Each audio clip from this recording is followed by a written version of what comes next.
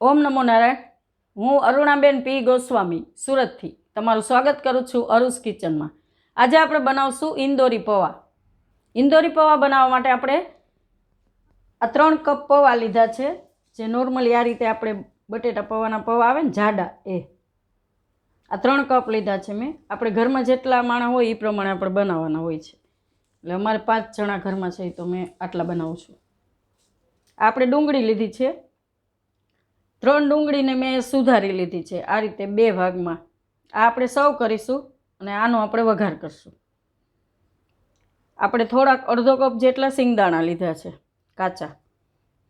આ ઝીણી સેવ લીધી છે સર્વ કરવા માટે, અને દાડમના દાણા લીધા છે સર્વ કરવામાં. આપણે લીમડાના પાન લીધા છે, લીલા લીમડાના વઘારમાં. આ લીલા મરચાં 2 આપણે આ રીતે કટકા કરીને સુધારી લીધા છે. રાઈ લીધી છે આપણે વઘાર માટે અડધી ચમચી. હળદર લીધી છે આપણે 1 ચમચી. મીઠું સ્વાદ પ્રમાણે. આપણે વરિયાળી લીધી છે 1 ચમચી જેટલી. અને ખાંડ લીધી છે આપણે 3 ચમચી, કેમ કે આમાં ખાંડ મેઇન છે. આ પૌવા મીઠા હોય છે. અને આ આપણે જીરાળું, જે સુરતી જીરાળું આવે છે એ લીધું છે. આને અહીં આપણે ઉપર સર્વ કરવામાં નાખીશું અને થોડુંક અંદર નાખીશું. જો તમારી પાસે જીરાળું ના હોય તો જીરું, લાલ મરચું અને સંચર ને હિંગ બધું મિક્સ કરીને આ રીતે બનાવીને એનો ટેસ્ટ સારો આવે છે. આમાં તેલ જોશે આપણે વઘાર માટે, અને પાણી જોશે પૌવાને પલાળવા માટે. હવે આપણે પૌવાને ધોઈ લઈશું અને એને આપણે આમાં વરાળે બાફવાના છે. તો આમાં આપણે પાણી નાખીને એને ગરમ મૂકી દઈશું. ધોઈ લઈ ત્યાં સુધીમાં આપણું પાણી ગરમ થઈ જાય. આ રીતે વચ્ચે આ રીતે કાંઠો રાખી દેવાનો. એની ઉપર આપણે આ રાખવાનું ચાયણીમાં. પાણી ઓછું નાખવાનું. આને આપણે ગરમ કરવા રાખી દઈશું પાણી. એને ઢાંકી દઈશું. હવે આપણે આ પૌવા છે એને આપણે ચારી લેશું આમાં, એટલે ઝીણું હોય એ બધું નીકળી જાય.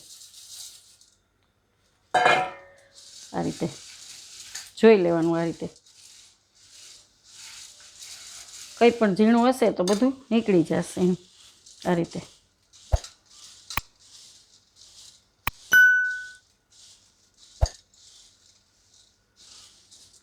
હવે આપણે આ પૌવાને આમાં પાછા લઈ લઈશું. આ રીતે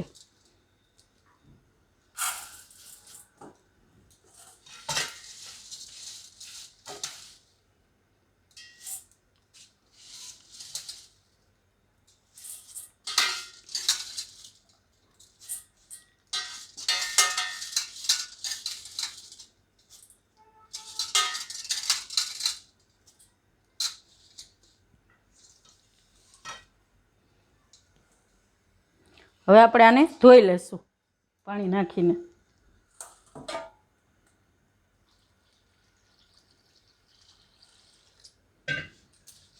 આ રીતે આપણે 1-2 પાણીએ ધોઈ લઈશું એટલે સરસ ચોખ્ખા થઈ જાય આપણે પૌવા. આપણે પૌવાને 2-3 પાણીએ ધોઈ લીધા છે. હવે આપણે એમાં મીઠું ને બધું નાખી દઈશું. આ રીતે સ્વાદ પ્રમાણે મીઠું નાખી દેવાનું. આ રીતે અડધી ચમચી નાખીશું આપણે, અને હળદર નાખી દેવું.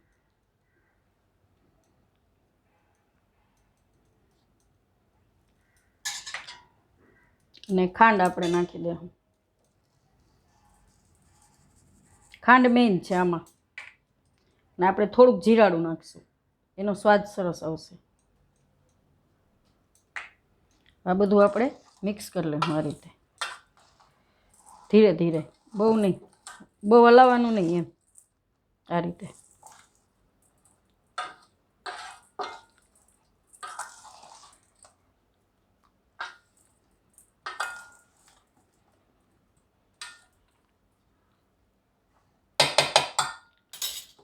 આપણે નીચે ઉપર કરીને આ રીતે કરીએ કે.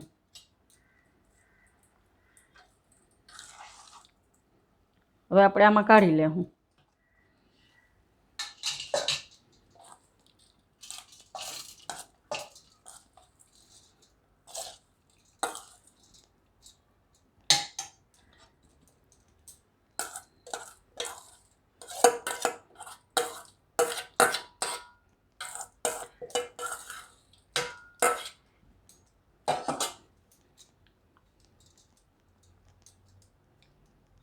હવે આપણે આમાં બાફવા મૂકી દઈશું.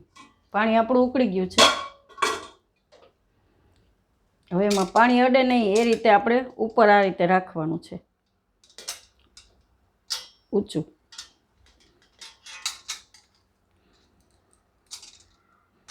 આ રીતે હવે એને આપણે ઢાંકી દેવું.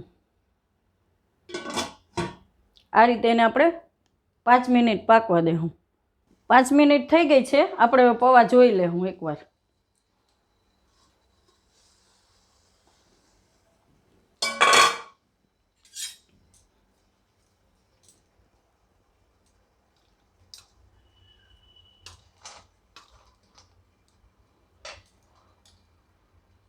પૌવા આપણા બફાઈ ગયા છે, સરસ એકદમ પોચા થઈ ગયા છે. હવે આપણે એને બહાર કાઢી લેવું.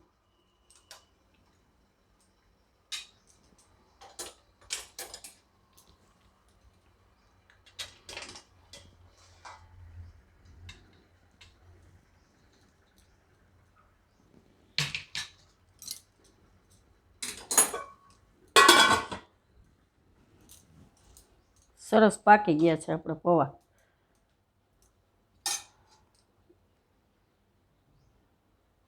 હવે આપણે આનો વઘાર કરી લઈશું. હવે આપણે વઘાર કરી લઈશું. આ આપણે કઢાઈ લીધી છે. ગેસ ચાલુ કરશું આપણે.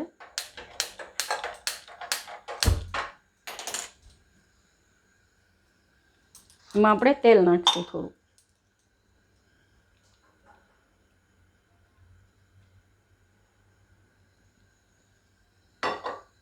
થોડુંક જ આપણે તેલ નાખ્યું છે, અડધા ચમચા જેટલું જ. તેલને આપણે ગરમ થવા દેવું. તેલ આપણું ગરમ થઈ ગયું છે. પહેલાં આપણે એમાં રાઈ નાખીશું.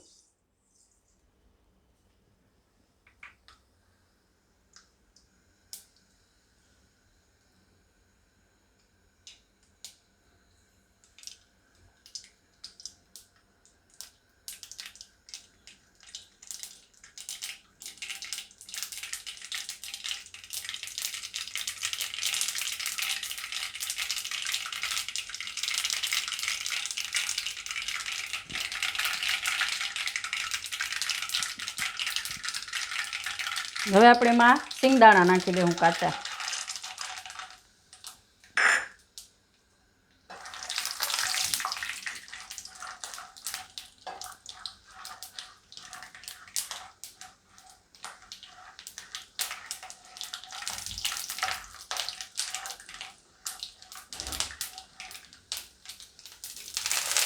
હવે આપણે એમાં મરચાં નાખી દઉં લીલા.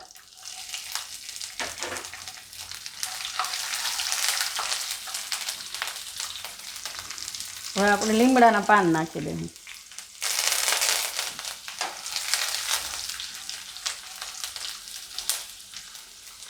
અને ડુંગળી નાખી દઈએ.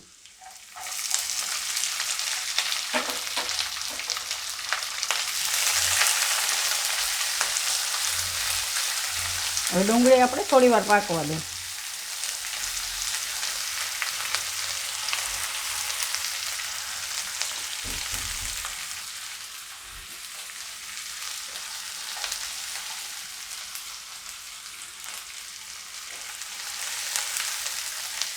એકથી 2 મિનિટ આને આપણે પાકવા દેવું ડુંગળીને.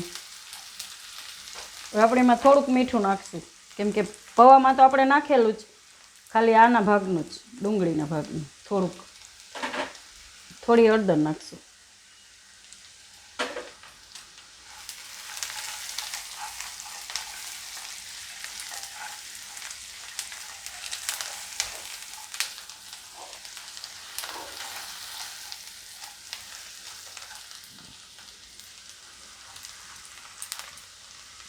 હવે આપણે એમાં વરિયાળી નાખી દઉં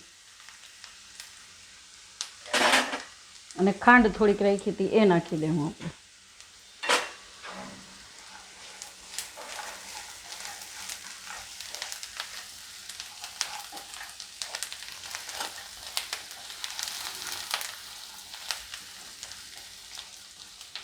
થોડી ડુંગળી પોચી પડે એટલી જ વાર આપણે રાખવાનું. હવે આપણે આને ગેસ બંધ કરી દઉં અને આમાં પૌવા નાખી દઉં આપણે. પૌવા આપણા પાકેલા જ છે, ખાલી આમાં મિક્સ કરવાના છે આપણે.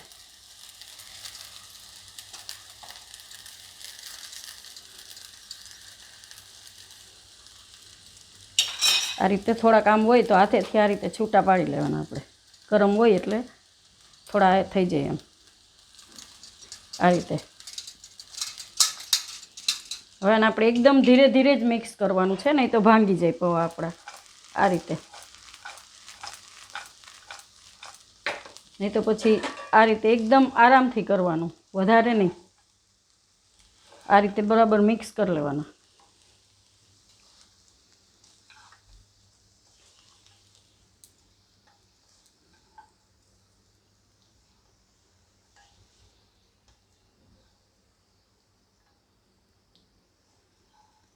બહુ વધારે ઓલી કરે તો પૌવા આપણે ભાંગી જાય, વધારે વજન દઈને કરીએ તો. હળવા હાથે જ આને મિક્સ કરવાના એમ.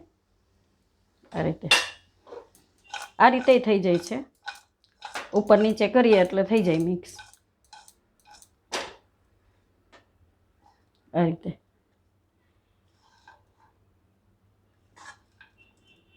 હવે આપણે આને નીચે ઉતારી લે.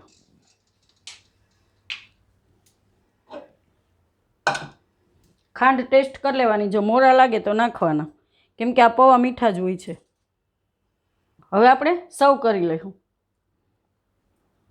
એકદમ સરસ છૂટા પૌવા થઈ ગયા છે આપણા.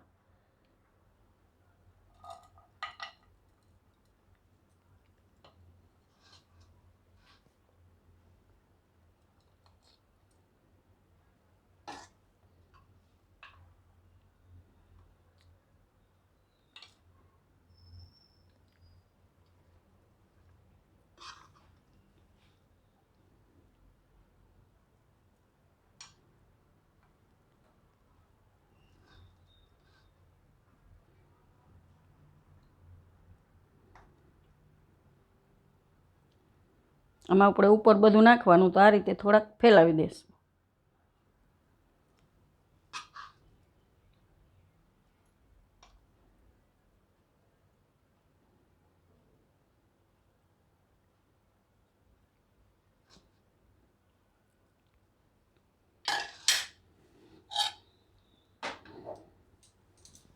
હવે આપણે આમાં ડુંગળી નાખશું આ રીતે ઉપરથી.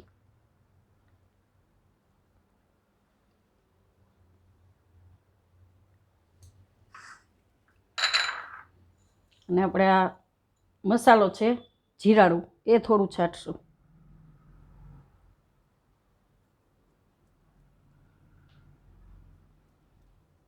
હવે આપણે સેવ નાખશું એમાં ઉપરથી.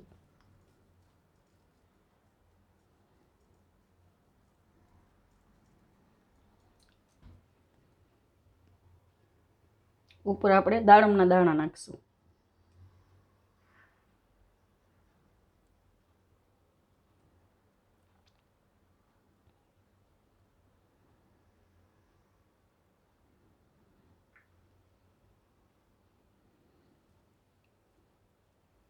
થોડાક લીલા ધાણા નાખશું આ રીતે.